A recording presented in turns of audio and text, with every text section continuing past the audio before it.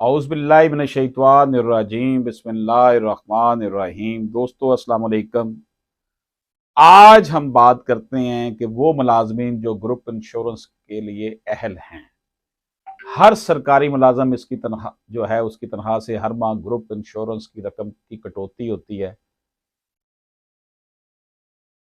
इससे पहले ये था कि अगर कोई सरकारी मुलाजम दौरान सर्विस वफात पा जाता तो इसके वर्सा को ग्रुप इंश्योरेंस की रकम मिलती थी, या अगर कोई सरकारी मुलाजम अपनी रिटायरमेंट के 5 साल के अंदर अंदर फौत हो जाता तो इसके वर्सा को ग्रुप इंश्योरेंस की रकम मिलती थी।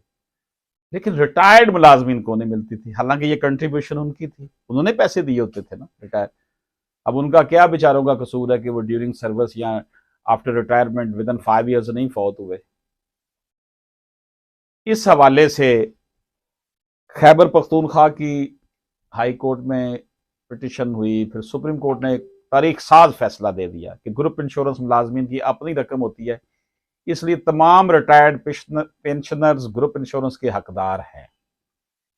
बलूचिस्तान, सिंध और केपीके की हुकूमत ने सुप्रीम कोर्ट के फैसले पर अमल दरामद करते हुए ग्रुप इंश्योरेंस की रकम की तकसीम के लिए कानून साजी जो है वो करनी शुरू कर दी है, मगर पंजाब हुकूमत में यह मामला अभी तक इल्तवा में है, हाई कोर्ट में पेंडिंग पड़ी हुई हैं।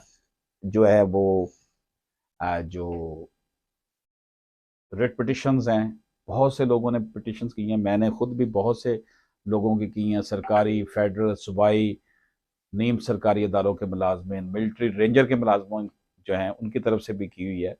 तो ये अभी जो लेटेस्ट डेवलपमेंट थी कि उसका लार्जर बेंच बन चुका है।